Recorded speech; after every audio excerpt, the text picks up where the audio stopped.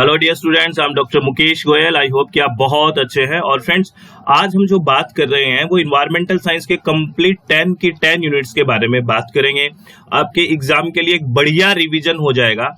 और मैं बेसिकली जो आज बात करूंगा वो सारी फैक्ट्स बेस्ड, जहां से हर यूनिट में कुछ फैक्ट्स बेस्ड बातें होती है वो बातें करूंगा। तो बेसिकली आपको मैं बता देता हूं कि 10 की 10 यूनिट हमारे कवर में रहेगी, है ना। ये 10 यूनिट है आपके सामने, है ना। और इसमें आपको मैं बता दूं, जैसे ऐसे सेग्रीगेट किया है हमने।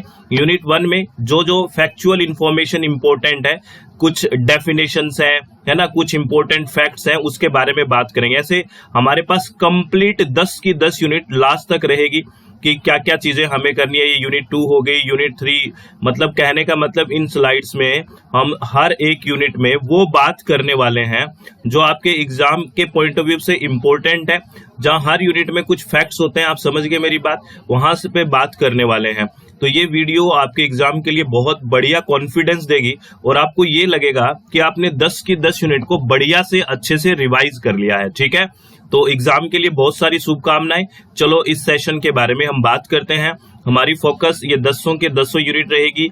Unit 1 fundamental of environmental science. एक बार यूनिट का नाम और ये सब भी सुन जाओगे ना एग्जाम से पहले, तो बहुत कॉन्फिडेंस आता है कि हमने सब रिवाइज कर लिया।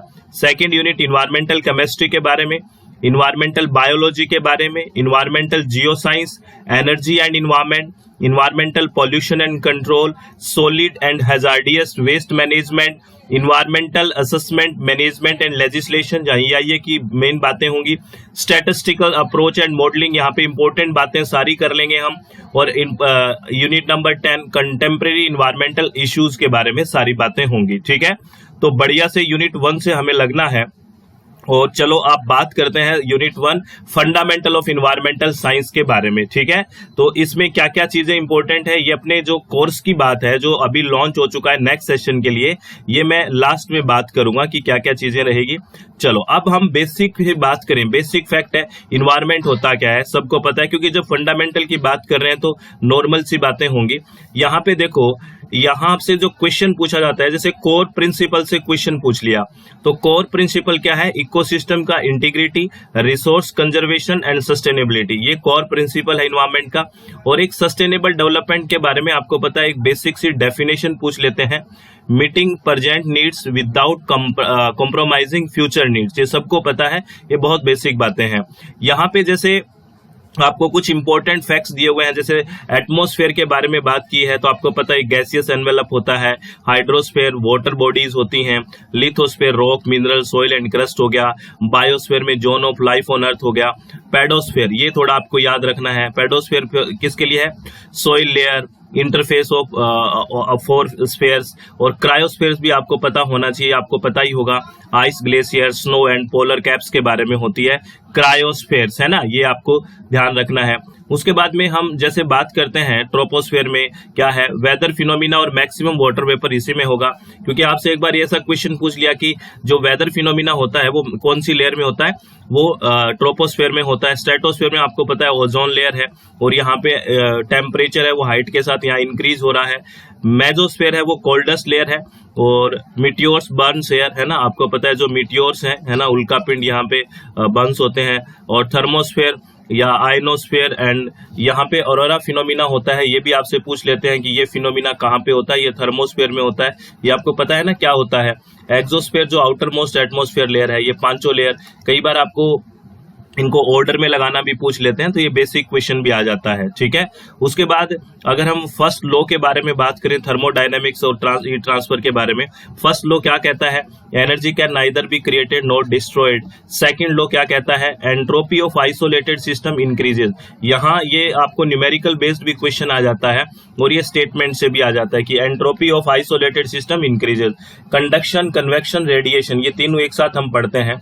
कन्वेक्शन में जो हीट का ट्रांसफर होता है वो कॉन्टैक्ट के थ्रू होता है, कि एक चीज कॉन्टैक्ट में है दूसरी के साथ, तब हीट का ट्रांसफर होगा। और यहाँ कन्वेक्शन में हीट का ट्रांसफर बाय फ्लूइड मूवमेंट होता है, जब पानी गर्म हुआ नीचे से ऊपर तो ये फ्लूइड मूवमेंट हो गया, तो बेसिकली कन्वेक्शन होगा। और रेडिएशन में क्या होता है? Heat transfer by electromagnetic waves होता है। मटेरियल बैलेंस की बात करते हैं तो इनपुट किसके बराबर होगा, कितना उसका आउटपुट हुआ है और कितना एक्यूमुलेट हुआ है, अगर उसको जोड़ देंगे तो वो पूरा इनपुट आ जाएगा। This is called material balance. ठीक है, उसके बाद हम बात करते हैं बेसिकली कुछ मेटीरियोलॉजिकल पैरामीटर्स की बात करते हैं। प्रेशर क्या होता है? फोर्स पर यूनिट एरिया, है ना, फोर्स पर यूनिट एरिया होता है ना, ये प्रेशर होता है, ठीक है। ह्यूमिडिटी क्या होता है? जो वाटर वेपर कंटेंट होता है एयर में। मिक्सिंग रेशियो क्या होता है? मास, देखना याद रखना, मास ऑफ वाटर वेपर पर मास ऑफ ड्राई एयर, ये मास की वैल्यू या मिक्सिंग रेशो, ये मैच करना आता है ना, आपको याद है कि मिक्सिंग रेशो, और कई सारी टर्म्स यहाँ पढ़ते हैं हम। लैप्स रेट क्या होता है? जो टेम्परेचर चेंज होता है हाइट के साथ, लैप्स रेट होती है, और बेसिकली लैप्स होता है यहाँ पे डिक्रीज जो होता है। विंड रोज किस लिए होता है? डायग्राम होता है विंड डायरेक्शन और फ्रीक्वेंसी का, ये भी आपसे डायरेक्ट क्वेश्चन पूछते हैं।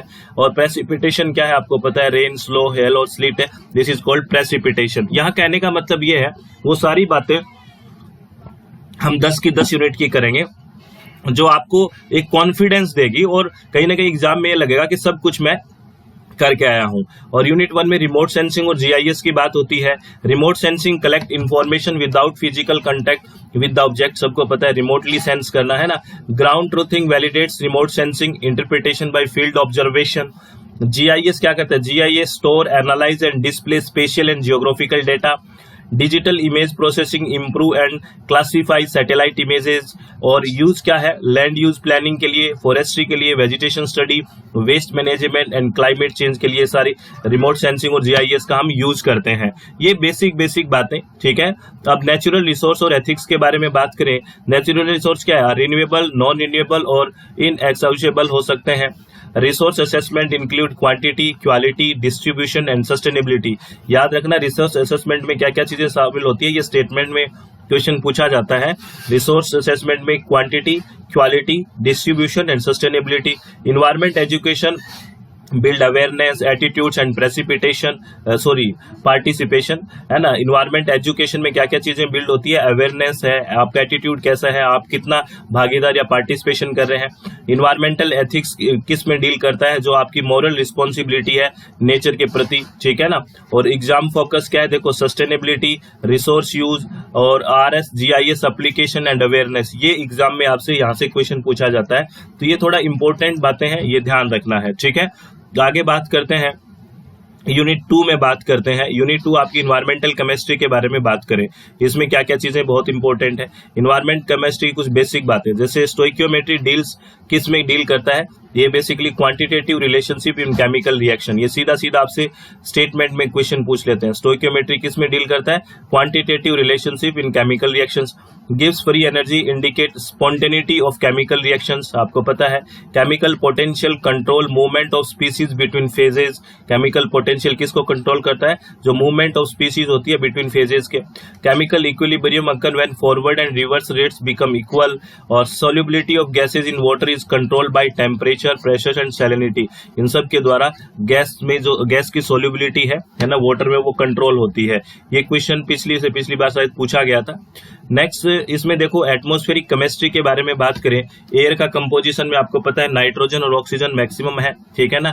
नाइट्रोजन लगभग 78%, ऑक्सीजन लगभग 21%, उसके बाद आर्गन है 0.93%, है ना। उसके बाद कार्बन डाइऑक्साइड है 0.04%, ठीक है। रेडिकल्स की बात करें तो हाईली रिएक्टिव एटमॉस्फेरिक स्पीसीज है जो होते हैं, उनको रेडिकल्स बोलते हैं हम बेसिकली, जो हाईली रिएक्टिव एटमॉस्फेरिक स्पीसीज होती है।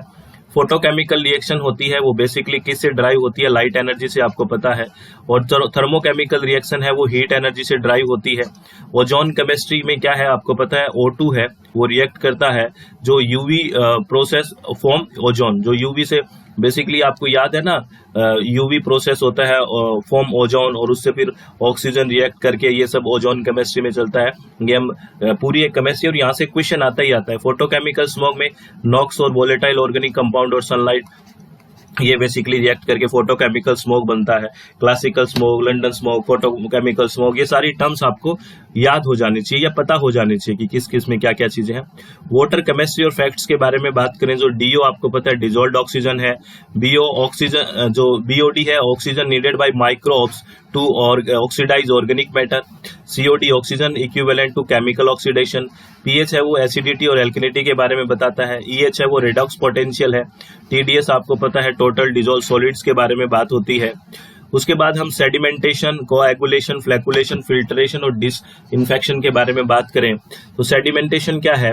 सेटलिंग ऑफ सस्पेंडेड सॉलिड्स है। कोएगुलेशन क्या है? डिस्टेबलाइजेशन ऑफ कोलाइड्स, फ्लक्चुएशन क्या है, फॉर्मेशन ऑफ लार्जर फ्लॉक्स, फिल्ट्रेशन क्या है, रिमूवल ऑफ फाइन पार्टिकल्स, और डिसइंफेक्शन क्या है, रिमूवल और इनएक्टिवेशन ऑफ पैथोजेंस। ये देखो ये सीक्वेंस आपको पता होना चाहिए ना कि कैसे कैसे सीक्वेंस रहता है। उसके बाद बायोजियोकेमिकल साइकिल से हर बार एक क्वेश्चन आता है, पिछली बार सल्फर से क्वेश्चन आया, उससे पिछली बार फॉस्फोरस से आया। तो कार्बन क्या है, मेजर रिजर्वायर है ocean and rocks. Nitrogen major reservoir atmosphere का, आपको पता है। और phosphorus sedimentary cycle, no major gaseous phase. ये आपसे क्वेश्चन पूछा गया था कि कहाँ पे कौन से साइकिल में एक मेजर गैसियस फेज नहीं होती है, तो फास्फोरस में। और एक पिछली बार पूछा गया कि बोथ गैसियस और सेडिमेंटरी पाथवे किस में होता है, तो वो सल्फर साइकिल में होता है। तो ये आपके यूजीसी नेट में क्वेश्चन पूछा गया था, ध्यान रखना है। और हाइड्रोलॉजिकल में है ना, सोलर एनर्जी किससे ड्राइव होता है, हाइड्रोलॉजिकल साइकिल, ये बेसिकली पानी वाली बात होगी, तो सोलर एनर्जी से ड्राइव होता है, ठीक है। उसके बाद हम टॉक्सिक केमिकल्स की बात करें तो आपको पता है जो लेड एजोरी HG है ना, जो जिससे मीनामाटा यानी कि मरकरी है ना, उससे बायोमैग्निफिकेशन भी हो जाता है।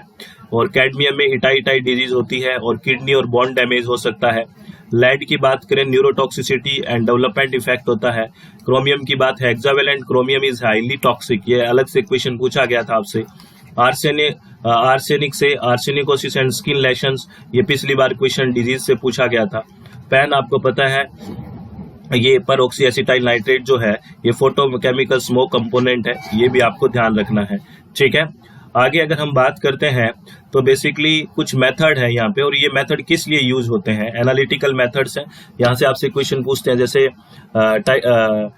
टाइट्रीमेट्री जो मेथड है ना, कंसंट्रेशन बाय टाइट्रेशन, ठीक है। और ग्रेविमेट्री मेथड है, मास बेस्ड क्वांटिटेटिव एनालिसिस के लिए यूज होता है।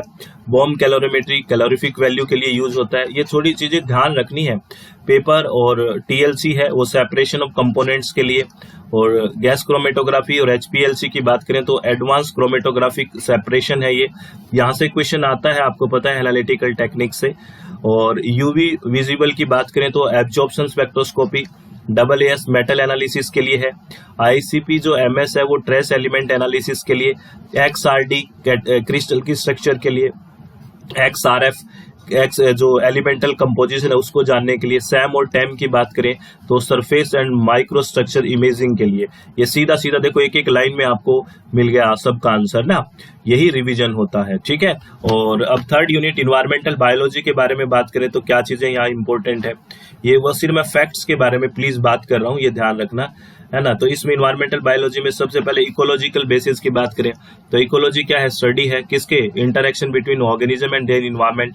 Ecosystem has biotic and abiotic components. Energy flow क्या है, energy flow is unidirectional, nutrient cycling is cycling. ये आपसे यूनिडायरेक्शनल वाला क्वेश्चन पूछा जाता है, energy flow is unidirectional, nutrient cycling is cyclic, food chain is linear, food web is network of food chains, ठीक है। Ecosystem services are benefits obtain from ecosystem, ठीक है, ये बेसिक टर्म्स। आगे अगर बात करते हैं, जैसे यहाँ पे इकोसिस्टम स्ट्रक्चर और उसके फंक्शन की बात की गई है। प्रोड्यूसर है जो ऑटोट्रोफस होंगे, जो फर्स्ट ट्रॉफिक लेवल बनाएंगे। कंज्यूमर हिट्रोट्रोफस है, फीड करते हैं उन organisms. Decomposer break down dead organic matter. Food chain linear transfer of energy. Food web interconnected food chains. Succession क्या है, directional change in community, this will be the succession, ठीक है। One line में सारी चीजें आपको क्लियर हो रही होगी। और अब पिरामिड और उसका एग्जैक्ट फैक्ट की बात करें, एनर्जी का पिरामिड है में हमेशा ऑलवेज क्या होगा, अपराइट होगा, आपको पता ही है। और pyramid of biomass can be inverted in aquatic ecosystem, याद आ गया होगा आपको सारा। Pyramid of number can be upright और इन्वर्टेड, दोनों हो सकता है। 10% लो क्या है, energy transfer of trophic level. Ecological efficiency 10% लो दिया किसने, आपको याद है क्या, एक बार कमेंट में बताना। उसके बाद ecological efficiency, energy transfer efficiency, this will be called ecological efficiency, ठीक है। उसके बाद इकोटोन एज और निस के बारे में बात करें, इकोटोन क्या है, ट्रांजिशन जोन है बिटवीन टू कम्युनिटी और इकोसिस्टम। इकोटोन किसको बोलते हैं, दैट विल बी दैट, इससे क्वेश्चन आता है, इससे देखना हर बार क्वेश्चन आता है। Ecotone this is a transition zone between two communities और इकोसिस्टम। एज इफेक्ट क्या है, higher diversity at ecotone boundaries, this is called edge effect. Habitat, place where organism lives. Niche, functional role and position of a species is called niche. Keystone species have a disproportionality large ecosystem effect, this is called keystone species. इसके keywords आपको याद रखने हैं। उसके बाद हम कुछ ecosystem है उनके इंपॉर्टेंट एग्जांपल क्या है, जैसे डेजर्ट की बात करें तो आपको पता है हॉट डेजर्ट हो सकता है, कोल्ड हो सकता है, लो रेनफॉल की वजह से होता है। फॉरेस्ट की बात करें तो हाई बायोमास और स्ट्रेटिफिकेशन है। वेटलैंड्स की बात करें तो वाटर सैचुरेटेड प्रोडक्टिव इकोसिस्टम।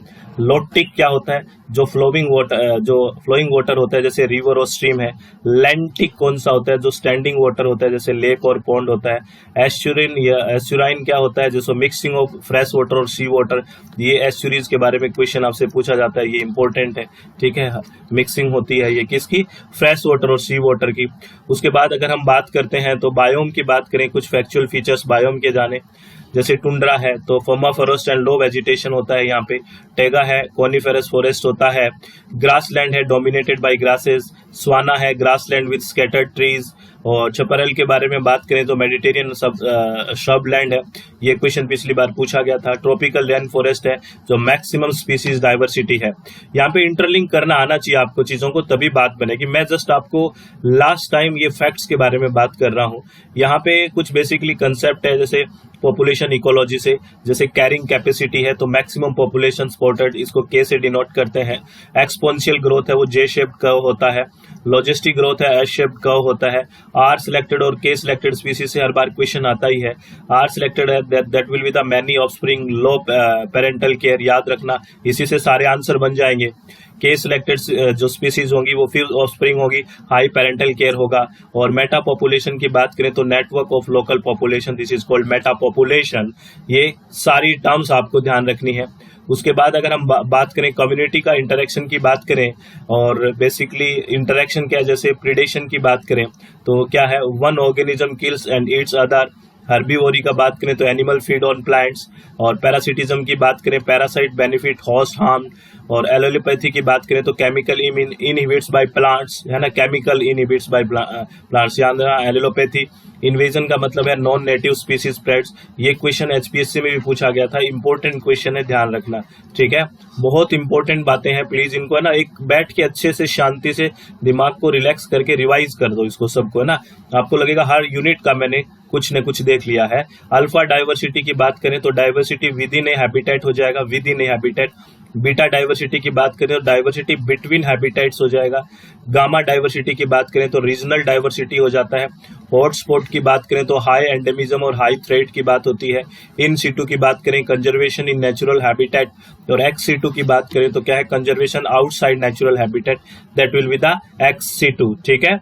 आगे बात करते हैं, जैसे टॉक्सिकोलॉजी फैक्ट्स के बारे में बात करें, एक्यूट और क्रॉनिक टॉक्सिसिटी से क्वेश्चन आता है। आपने देखा होगा कि इन टर्म्स का मतलब क्या होता है। एक्यूट टॉक्सिसिटी है effect after short exposure, short exposure से जो इफेक्ट आता है दैट्स कॉल्ड एक्यूट। और क्रॉनिक होता है इफेक्ट आफ्टर लॉन्ग एक्सपोजर, ये क्वेश्चन आपसे पूछा जाता है। बायो एसे से क्वेश्चन पूछा जाता है। Toxicity test using living organism, ठीक है। टीएलवी है थ्रेशोल्ड लिमिट वैल्यू। और थेरापेटिक इंडेक्स का मतलब होता है सेफ्टी मार्जिन ऑफ ड्रग और chemical. Biotransformation, this is chemical modification in organism, this is called biotransformation, ये आपको ध्यान रखना है।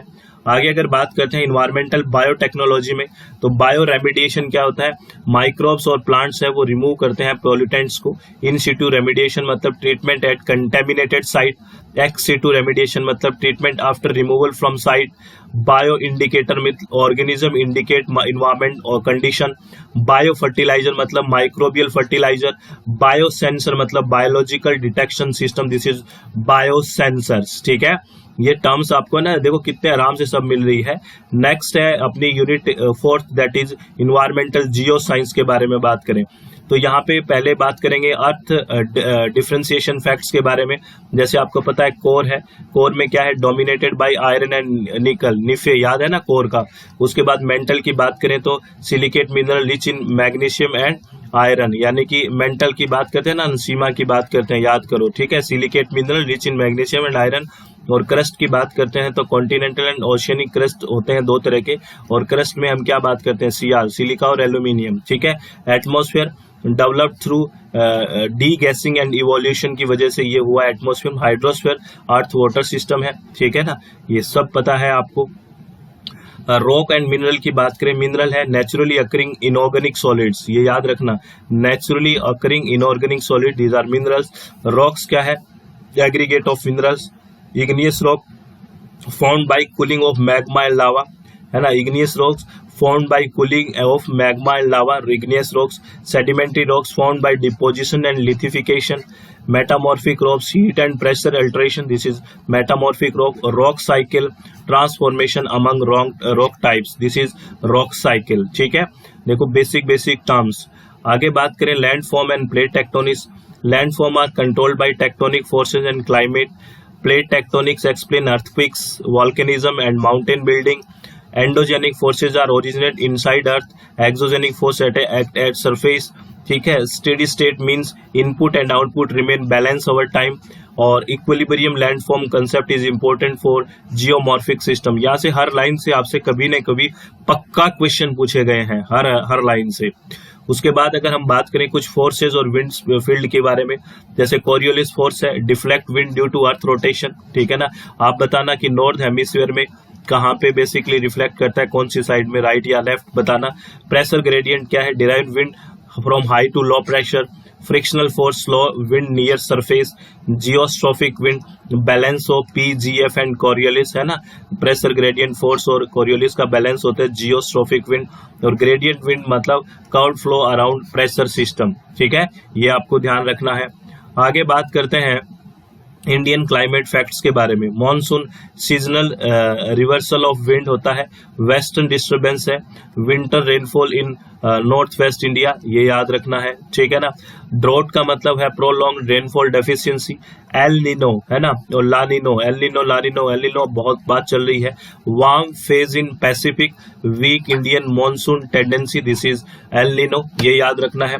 La Nino, cool phase in Pacific, stronger monsoon tendency. आपको पता है अब की बार यहां से क्वेश्चन पूछने की संभावना है. एल नीनो या ला नीनो से पक्का क्वेश्चन पूछने की संभावना मुझे लग रही है, बन रही है. ये कंसेप्ट आपको बिल्कुल क्लियर हो जाना चाहिए. ठीक है, एल नीनो या ला नीनो से पक्का क्वेश्चन पूछा जाएगा. ठीक है, ये ध्यान रखना.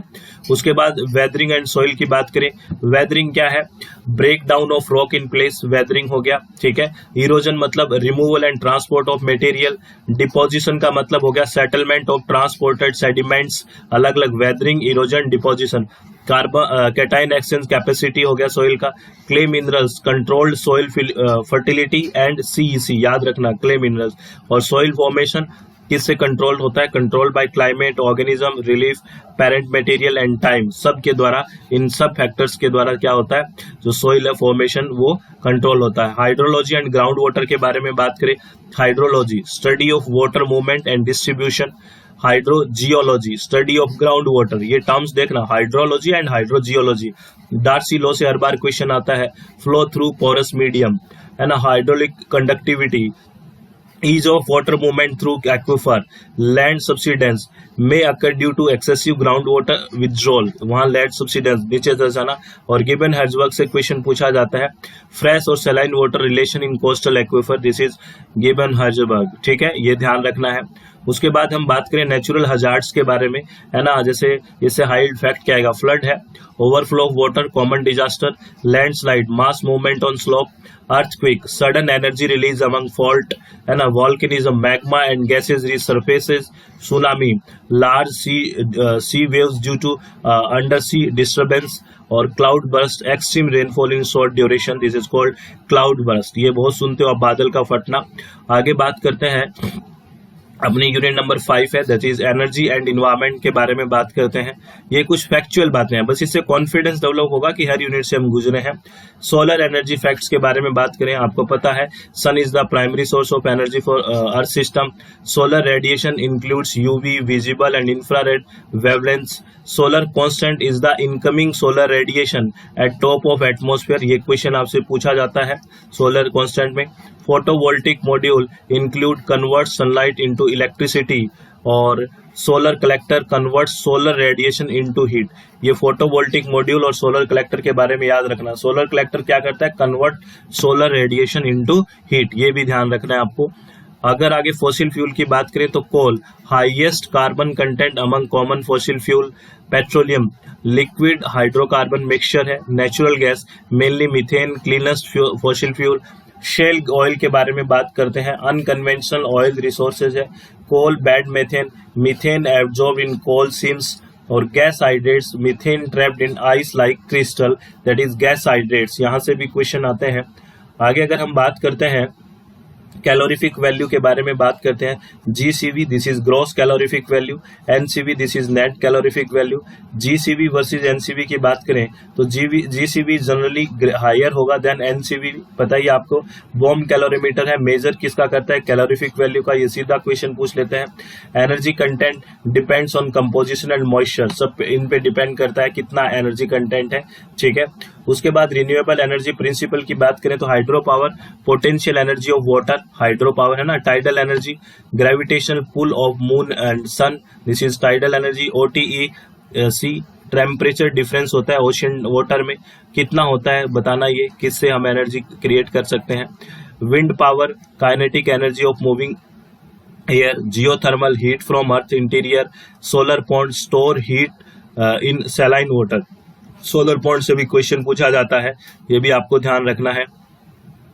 Next nuclear and bioenergy के बारे में बात करें, fusion, splitting of heavy nucleus, this is called fusion. Fusion, combining light nuclei, nuclear fuel, uranium and thorium are important. Reactor, controlled nuclear chain reaction, this is reactor. Biomass, renewable organic matter. Biogas, produced by anaerobic digestion, this is biogas, है ना, anaerobic digestion. ये question पूछते हैं, आपको अभी कुछ नहीं लग रहा लेकिन इन लाइनों से क्वेश्चन पूछा जाता है। Environmental implications of energy, fossil fuel use release carbon dioxide and air pollutants, radio active forcing alter earth energy balance, large dams में affect river ecology and displacement, wind and solar have land use and wildlife concern at large scale, nuclear energy has radioactive waste and safety concern। ये सारी basically energy से क्या क्या चीजें impact में आती है वो है। उसके बाद यूनिट नंबर 6 के बारे में बात करें, this is environmental pollution and control. इसमें क्या क्या है, इसमें बात करें तो एयर पॉल्यूशन की कुछ बेसिक्स की बात करें। प्राइमरी पोल्यूटेंट क्या होते हैं, जो डायरेक्टली इमिट होते हैं सोर्स से। सेकेंडरी है, वो फॉर्म बनते हैं रिएक्शन करके, आपको पता है जैसे पैन है ना, ये सारी याद है, ट्रोपोस्फेरिक ओजोन है, कार्बोनिक एसिड, ये सब। क्राइटेरिया पोल्यूटेंट है, रेगुलेटेड होते हैं, कॉमन इन एयर पोल्यूटेंट्स।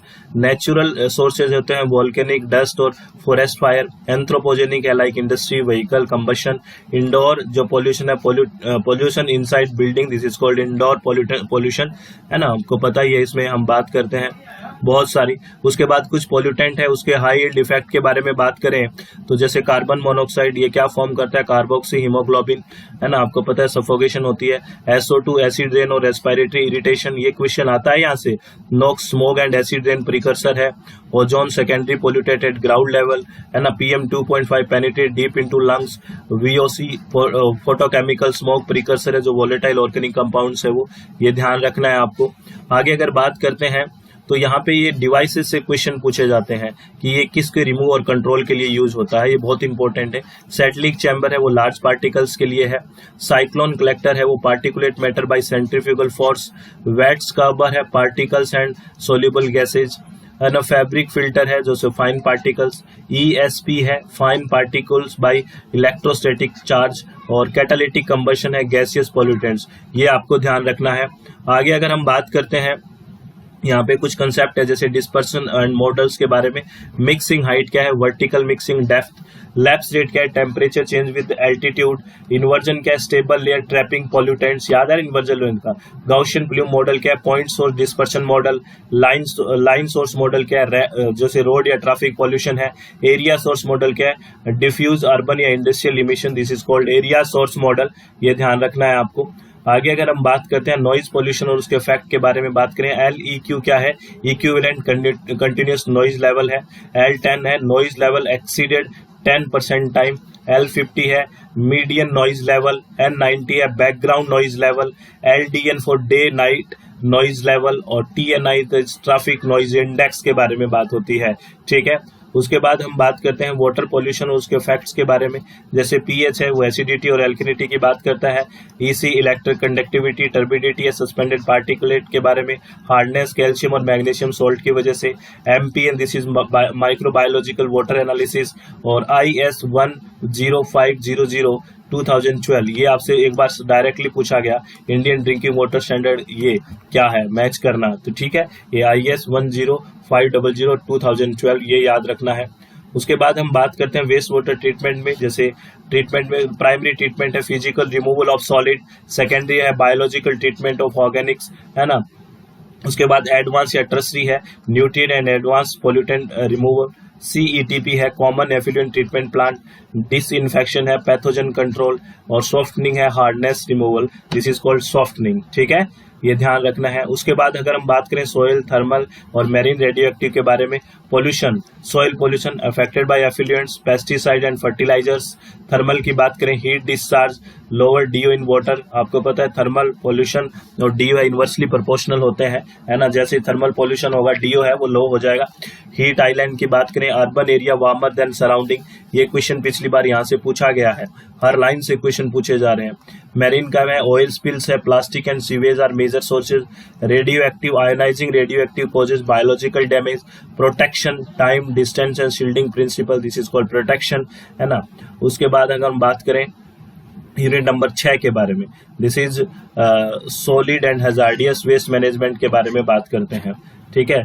क्या है इसमें, देखिए इसमें अगर सॉलिड वेस्ट के बेसिक की बात करें, solid waste source contain residential, commercial, institutional and industrial, characteristics include moisture, density, calorific value and composition क्या है उसका, प्रोक्सीमेट और अल्टीमेट एनालिसिस से हर बार क्वेश्चन आता है, इंपॉर्टेंट है। आप आज अब की बार भी मेरे हिसाब से देखोगे कि प्रोक्सीमेट एनालिसिस में क्या एनालिसिस करते हैं और अल्टीमेट एनालिसिस में क्या एनालिसिस करते हैं।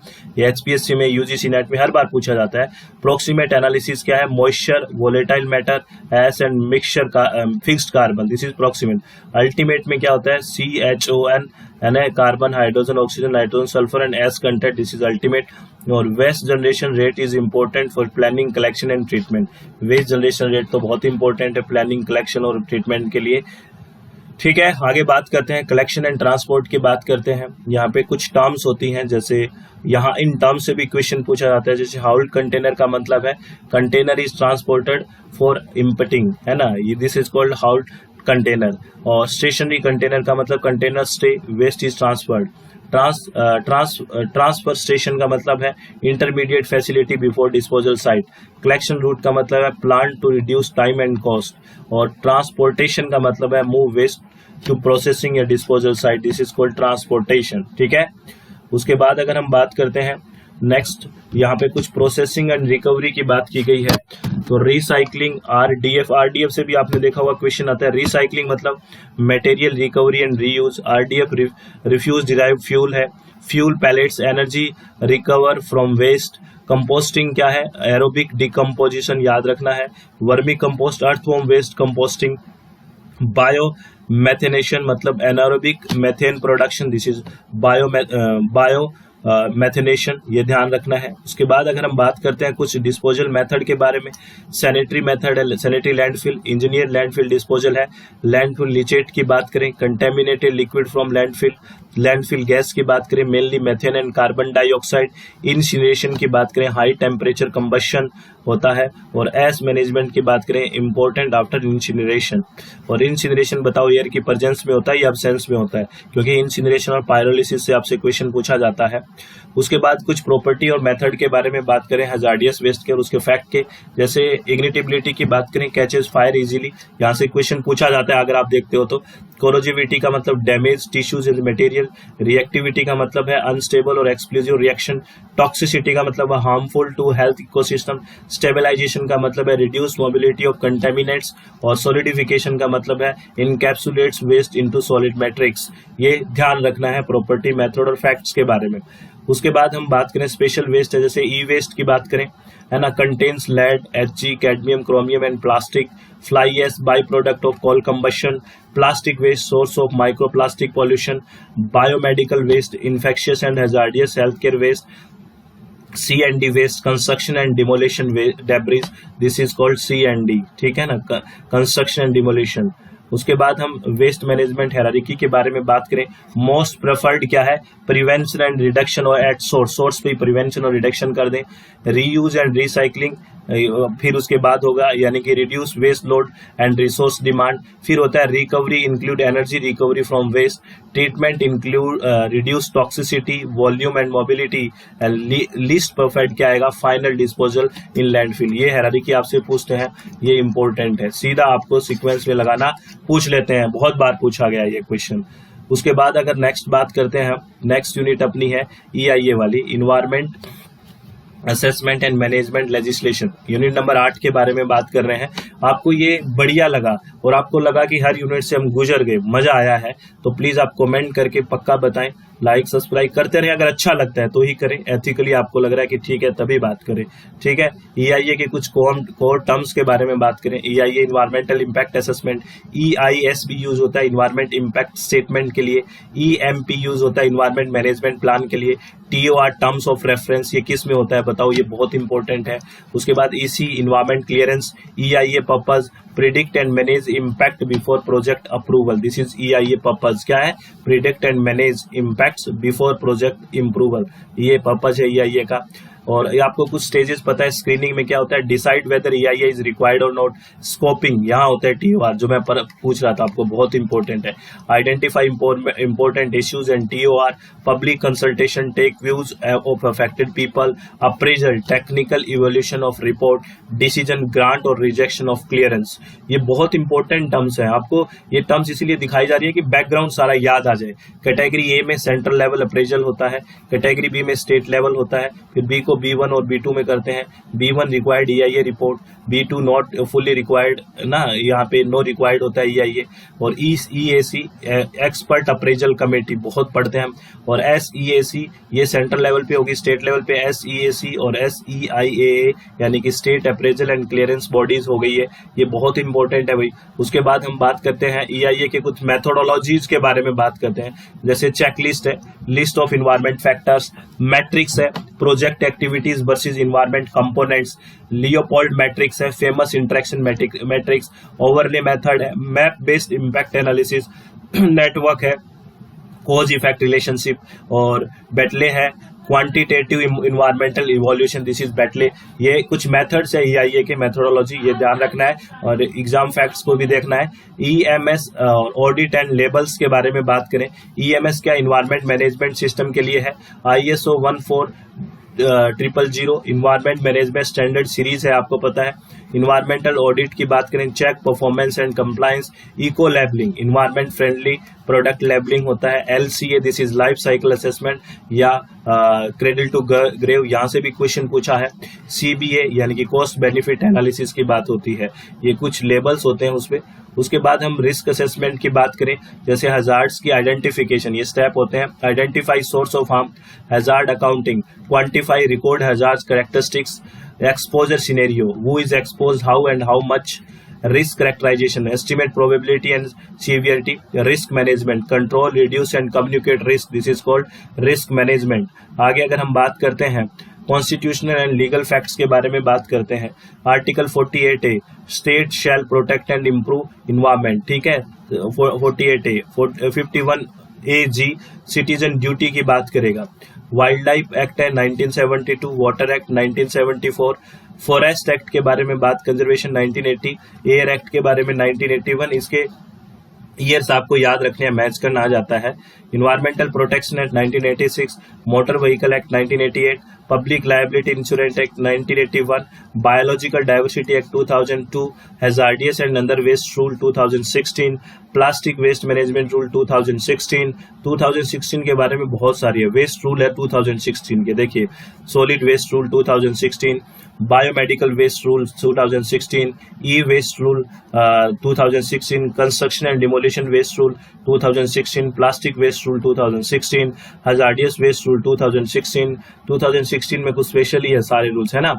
और उसके बाद कुछ पॉलिसीज और CRZ के बारे में यानी कि कोस्टल रेगुलेशन जोन के बारे में बात करें, नेशनल फॉरेस्ट पॉलिसी है ये 1988, national water policy 2002, national environment policy 2006, noise rules है 2000, CRZ coastal regulation zone, CRZ 1991 amended from time to time. ये ईयर्स याद रखना है आपको। आगे बात करते हैं, कुछ इंटरनेशनल कन्वेंशन है।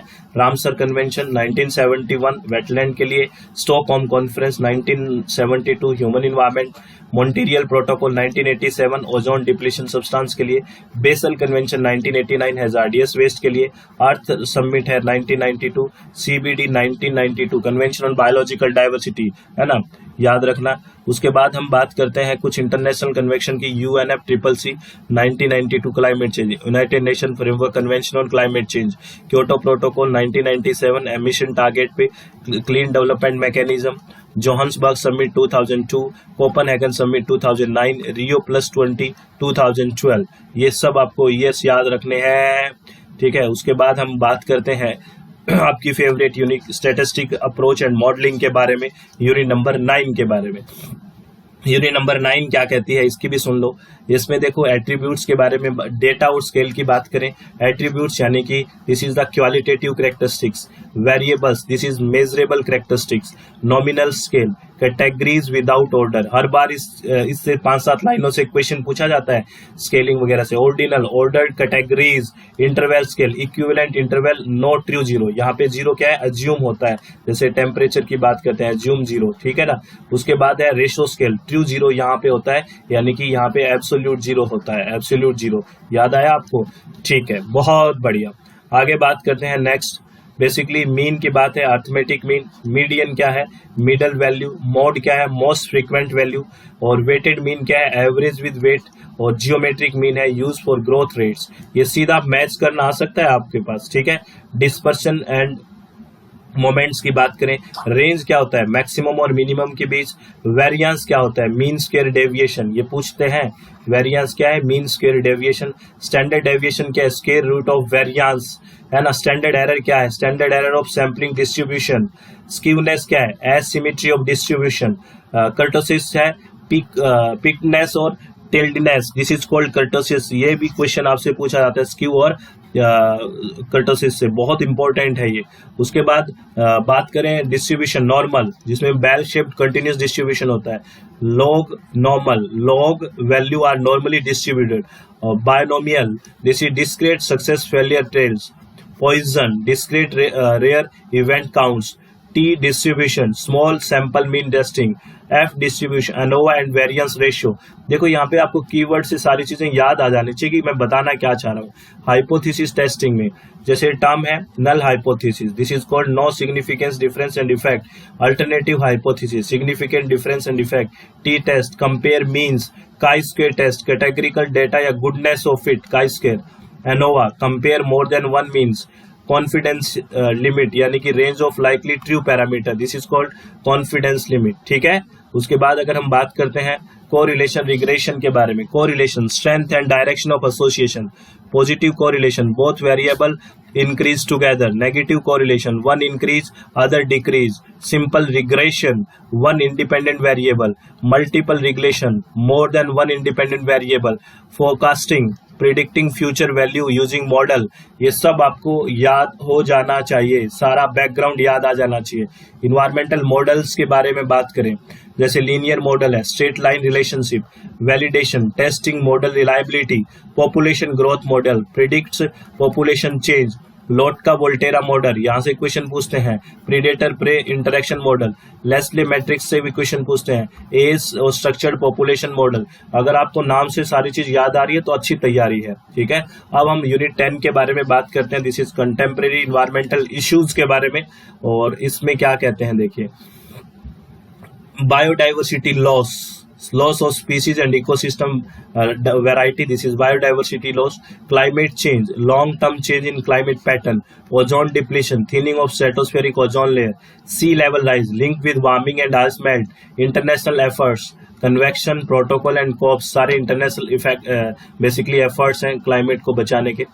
उसके बाद NAPCC, national action plan on Climate change, यहाँ से क्वेश्चन आता है, जैसे मिशन है सोलर मिशन, इसका फोकस है सोलर एनर्जी एक्सपेंशन में। एनहांस एनर्जी एफिशिएंसी, इसका मिशन फोकस का एनर्जी एफिशिएंसी इंप्रूवमेंट में। सस्टेनेबल हैबिटेट, अर्बन सस्टेनेबिलिटी के। National water mission, water conservation and efficiency पे फोकस है। और अगर हम बात करते हैं ये 8 है ना, तो 4 हो गए, 4 ये sustainable Himalaya ecosystem, Himalaya climate ecology, green India mission, forest and ecosystem restoration, sustainable agriculture, climate resilience agriculture, strategic knowledge, this is climate science and knowledge network, ये 8 के 8 NAPCC। उसके बाद Indian water issue, Narmada dam, water resource project issue, तैरी dam, ये इनका year पता होना चाहिए, कहाँ पे है ये भी पता होना चाहिए। लार्ज डैम एंड सिस्मिक या social concern, Almaty dam, interstate river issues, Kaveri, interstate water dispute क्या क्या है इसमें, Mahanadi, interstate water concern, hydro power project, Himalaya and north east state concern. ये सारी चीज आपको देखो मैं कीवर्ड बता रहा हूं तो सारा बैकग्राउंड भी आपके दिमाग में आ जाना चाहिए। ये एक रिवीजन है जो हर यूनिट से आपको गुजार के लेके जा रहा है। River and water conservation, watershed development, soil water conservation and watershed level, rain water harvesting, collection and storage of rain water, ground water recharge, artificial replacement of aquifer, Namami Ganga, Ganga river conservation programme, Yamuna action plan, Yamuna river pollution control, lake restoration, eutrophication control and revival, this is called lake basically restoration, eutrophication को control करना। आगे जैसे wetland, soil and desertification, wetland conservation, Ramsar site are important focus, eutrophication, nutrient enrichment cause algal bloom आपको पता है, soil erosion, removal of top fertile soil, degraded land, require reclamation and restoration, desertification, land degradation in arid and semi arid area, this is desertification. उसके बाद हम बात करें कुछ movement है इनकी, ईयर और स्टेट आपको पता होना चाहिए। मैं कुछ कीवर्ड बता देता हूं, जैसे Chipko, forest conservation in Himalaya, Appiko, forest conservation movement in Karnataka, Silent Valley, protection of tropical forest area, है ना, Gandhamardan, this is people movement against mining या फॉरेस्ट लॉस, है ना।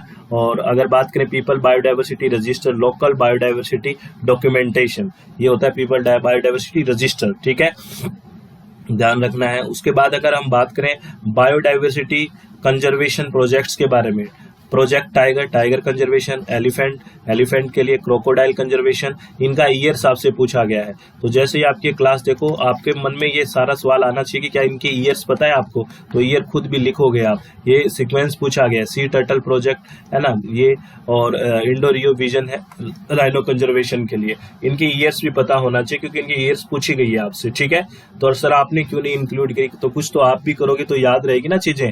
उसके बाद क्लाइमेट एंड सस्टेनेबिलिटी टर्म्स की बात करें, adaptability, capacity to adjust to climate impact, energy security, reliable and affordable energy access, food security, availability, access and stability of food, carbon sequestration, capture और storage of carbon, carbon credits, market instrument for emission reduction, sustainability, long term ecological and social balance, this is sustainability, ठीक है।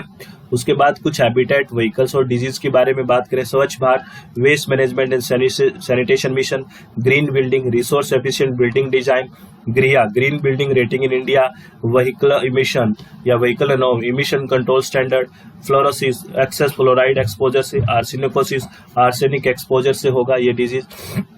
उसके बाद goitre की बात करें, iodine deficiency से, dengue, mosquito borne viral disease, है ना। उसके बाद फ्लोरोसिस, फ्लोराइड के, arsenicosis, arsenic in ground water, water borne disease है, pathogen in contaminated water, that is called water borne, क्योंकि यहाँ water based, water washed, water borne, water related कई सारी पढ़ते हैं ना।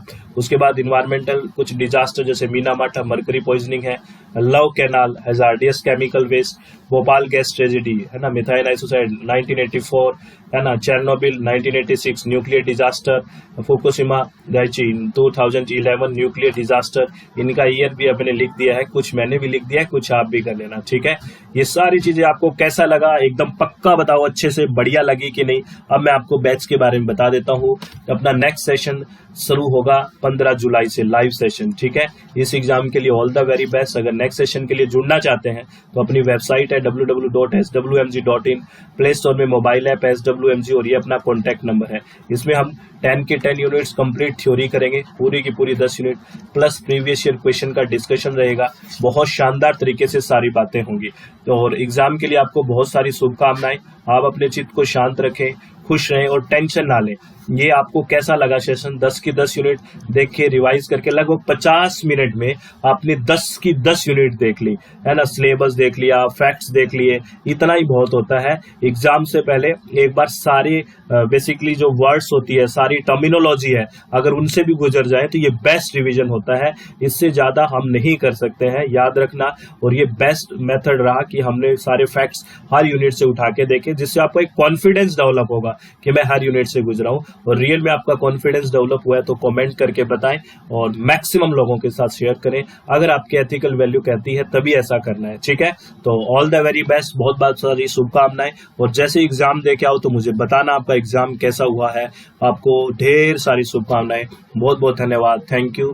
Thanks our friends. Take care, be happy. बहुत बहुत धन्यवाद।